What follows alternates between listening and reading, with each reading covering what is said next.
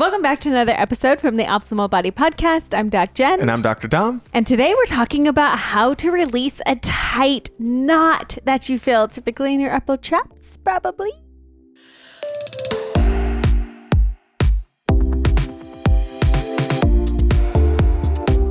Before we explain exactly what a tight knot is, what you should do, what's really going to help, I want to make sure that you don't miss out on future podcast episodes because we have a ton of information where we go over the education and the research that's a part of these things. It's really important to understand not just what people are saying on social media, but what the research is really saying, what exercises are really going to help. And plus, I have other videos that go over just specific exercises on specific pain points so you can just dive in and help your body. So don't forget to subscribe and leave a comment below if there's anything else you know that you want covered.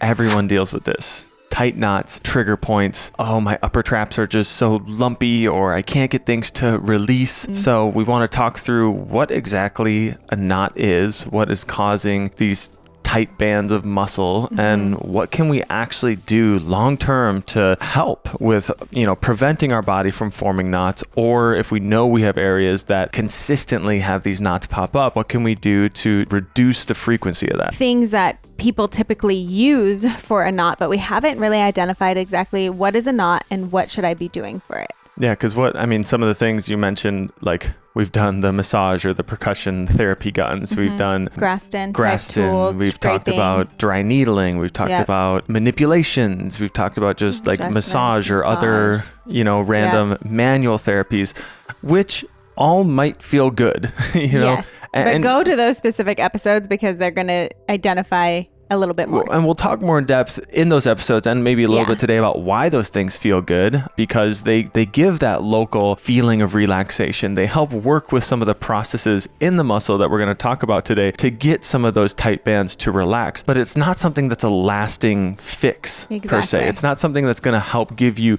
longevity of that relaxation, which is why people will find themselves going back into the massage therapist or the chiropractor or their physical therapist multiple times a week because, it popped back up. Oh, that knot or that pain in my back came back up. And these are the things also that we start to attach in our minds to, my back went back out of place because you're feeling the pain again. It's in the same place. Maybe there was a provider, a physical therapist, someone who told you like, you're slightly out of place. Your spine is slightly misaligned in this area. That's why your muscle's taking over right here and causing a knot. Yeah, that's why your muscle's spasming. And again, like we start to attach in our mind these messages that we hear from providers. The pain is back. I must be out of place again. I must be broken again. And it gets us into this vicious cycle of reliance on a different tool or something being done to us to get rid of that knot. So we just want to help you identify exactly what that is first so that you have a little bit more awareness and clarity and some understanding within your body. What we have theorized right now is that it is a disorganized muscle spindle. Now, we have to identify what a muscle spindle is.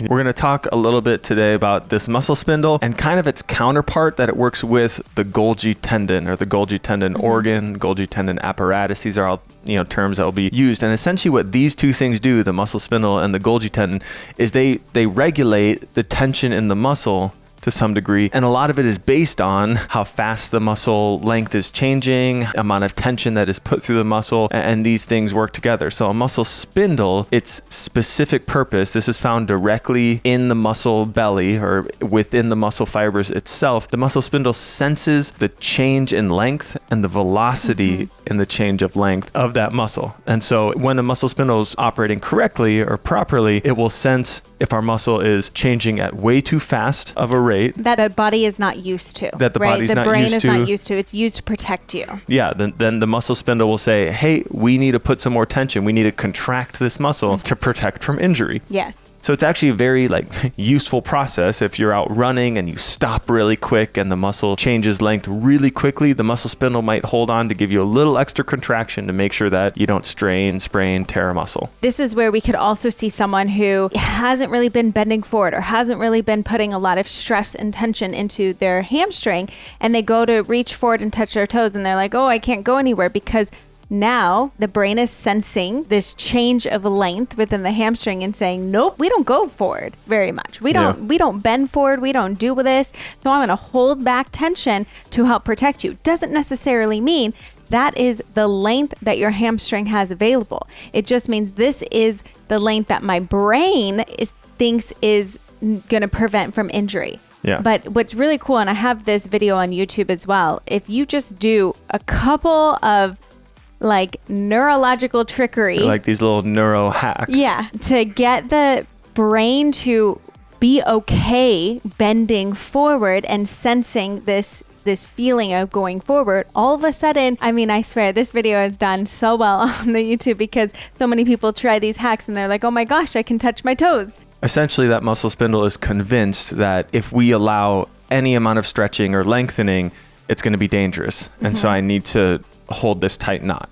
And that's where we get into that dysregulated state. The muscle spindle is so overactive that it hardly allows for any degree of normal, regular movement without saying, nope, we can't move. And that's where you'll get those spasm feelings, or that's where the knot really starts to get irritating. And like Jen said, this is a neurologic process that's been happening over time, which is why a lot of these tools, even what she mentioned in her YouTube video for, touching your toes, those little neurologic tricks, they're just that. They're tricks that will will allow you to access more length, but it doesn't like completely reprogram that muscle spindle to allow you to feel like, oh, now I can go touch my toes any day. If you did those consistently over time and continue to have it as a part of your routine, that's what starts to reprogram the brain connection with that muscle spindle to say, oh, we are safe to allow the body to go into that range of motion. And then you can start doing those movements faster. If we do slow, thoughtful, even just a passive stretch, it's going to give our body time to activate that Golgi tendon and give that muscle some relaxation, inhibit that muscle spindle so that it allows us to feel safer going into a more lengthened position. And trying to rub it out could potentially give you temporarily relief, but we're not getting to the root cause of why that is in a very tense state, right? Yeah, we say that all those passive techniques and stuff, they're not long-term solutions. No. They can be a part of a long-term solution, just not by themselves. All of the things that affect our nervous system, meaning sleep, how well we're sleeping, our nutrition, are we getting micronutrients, are we fulfilling what our body needs? Hydration, are we hydrating our bodies? Are we getting daily movement and not just maybe in like a 30-minute workout, but are we getting movement throughout the day? Are we more static throughout the day? Are we resting adequately and recovering in our body? And are we taking on more stress than our body can handle? All of these things, it's like, think about, you're adding more, you're using your battery, and all of a sudden your battery on your phone, gets to a very low state. And if you don't plug it in and you don't let it sleep, let it rest, like do all these things that we need, it's going to act a little glitchy. Your phone sometimes does weird things. Well, that's the same thing within our body. All of a sudden we have these knots, these tensions, these pains, these aches that are coming up because we're not addressing those underlying things that are affecting our nervous system and having a response into those receptors causing that. Yeah, like Jen said, all of these things can add just to the overall noise of the nervous system. If we're, breathing with a stressed pattern, we're going to be in more of that sympathetic, heightened state. And that's going to globally increase the amount of signaling we're putting out to all of our muscles. Same with the sleep. Think about a morning that you didn't get great sleep and you wake up and you feel those aches and pains a little bit more because your body didn't have the time to recover and you're already going into the day with that battery, slightly depleted. Exactly. So those are amazing global things to focus on. And one of our favorites is the breath, especially when it comes to stretching or working directly on the muscle, because it's an amazing tool that can help amplify the results that we get from doing local techniques on these different areas. Well, if I add breath in with, maybe I do want to add touch. Touch is so powerful. We're not saying that passive techniques shouldn't be used, that you shouldn't go to someone and have hand-on treatment. I think hands-on treatment is so valuable because think about it. Like I bump my elbow and I grab it, I touch it right away. This touch allows my brain to reduce those pain signals automatically just from adding touch. So if I'm going to someone and they're touching my body, I am helping to reduce those pain signals. So I think touch is really beneficial. But like Dom said, when we add the breath component, we can switch the body from that stressed out sympathetic state into that parasympathetic down regulation. So we're really looking for that tissue relaxation.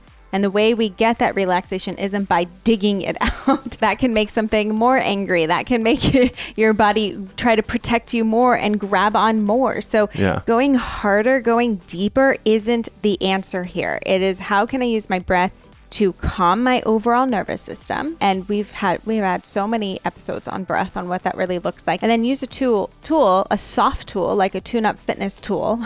And we'll have that linked up below, but those give a little bit more give into the body. So now if I do want to touch the area that feels a little bit more sensitive, that's okay. Or touch around the area that feels a little more sensitive, but go gentle with it. So maybe instead of being on the floor, I'm against a wall and I'm putting pressure to what I can tolerate while I really use a calm, slow breath. And that can be a first way of just starting to relax that tissue tension and temporarily cause that decrease in that knot. I mean, tune-up fitness, by far one of our favorite, tools that we use ourselves on the body. And another global technique that I think is great to start working on is if you use the Coregeous ball from tune-up fitness, and this regardless of what area you're working on in your body. Let's go through an example of a knot in the upper trap or a knot between the shoulder blades, because I feel like that's so common.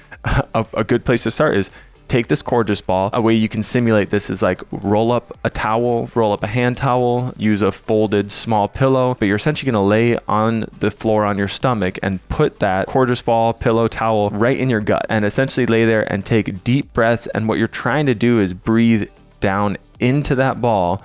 And then on the exhale, you kind of tighten up in your tummy just a little bit. And it's pretty profound what people will notice the first time they do this, because both the act of taking those long breaths and having the ball in your gut are going to drive that parasympathetic relaxation. And then right after that, going to what Jen mentioned, taking that ball up against the wall, putting it right in that trigger point and leaning in and just pressing into the area and taking 5 breaths, like nice 2 to 3 second inhales in the nose and then long exhales out the nose or the mouth. It really doesn't matter. But if you try and focus on like 6 to 8 to 10 seconds on the exhale, and you do 5 to 10 breaths there, and then maybe readjust the ball, see if there's a different spot you can find.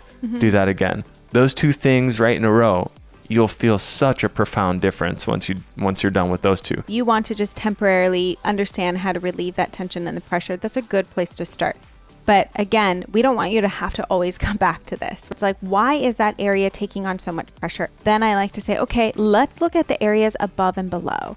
Let's look at how we're moving. Are we moving through our upper back? Are we moving through our rib cage well? Are we moving through our shoulder well? Our shoulder blade, when we're specifically talking about the upper trap area. We have to gain better overall awareness, control, mobility around the area so that we're not feeling like we're compensating, or all of a sudden our shoulders starting to hike, or we're putting all of this tension into the body just in one space. But again, it's not just movement related. And this is where I want to come back to the idea of like, am I getting the sleep? Am I getting the movement? Am I getting the nutrition? Like if I'm sitting at my desk, we've talked about this numerous times. Can you every 30 to 60 minutes set an alarm to like, how am I changing my position? How am I getting up? How am I moving? Can I do a quick stretch on the wall? Like, how am I doing something that's going to break up my static positioning? This is so incredibly important. So as much as I want to like talking about mobility, control, awareness is so important, but we have to talk about these other factors when it comes to pain and tension. And I think especially if we continue using upper trap as the example, posturing and movement throughout the day is so important. And again, sitting at your desk and being hunched forward for 10 minutes isn't going to be the thing that like drives you straight into having these trigger points. But sitting at your desk consistently for 8 to 10 hours with minimal movement over the course of a year, that can definitely start to, as we mentioned, program our brain's connection with those trigger points, with those muscle spindles, saying, hey, we need to tighten up to protect because we're not getting enough movement. We're not feeling enough activation in these muscles. And so the muscle spindle is going to try doing it for you. And when you're sitting at your desk, okay, how can I set a reminder after 30 minutes, get this work done, and then get to the wall and do a pec stretch, putting our shoulder blade in the opposite position. Even just taking our arms and reaching them back into kind of a goalpost and pulling our shoulder blades back, pushing them forward, going up against the wall and doing wall windmills to get some mobility through our upper back and our neck and our shoulder and chest again.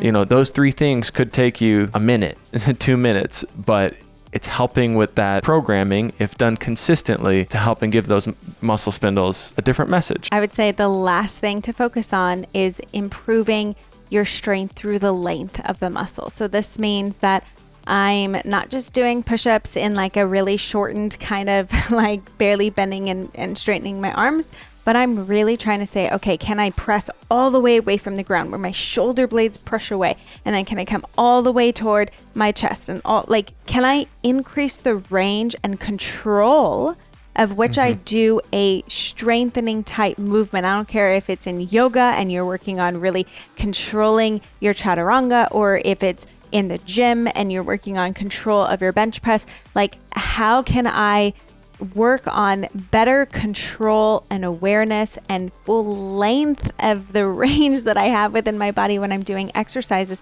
so that my muscle then understands, you know, oh, this is where it's strong in its full length, and this is how I can contract, and this is how I lengthen, and this is how I can relax, and this is like it starts to understand load a little bit better. So when you are in a relaxed state, hopefully you can stay in that relaxed state and you feel more balanced overall. So as much as, you know, people think of me as just mobility, I think strength is so incredibly important as well. Thanks for popping in for another PT Pearl all about knots and trigger points. Hopefully you learned something, and hopefully you learned something that's going to help you get long-term relief. Did any questions come up or any other topics that you want us to cover? Please comment below. Make sure you hit the subscribe button and notification bell before you leave, and we'll see you next time.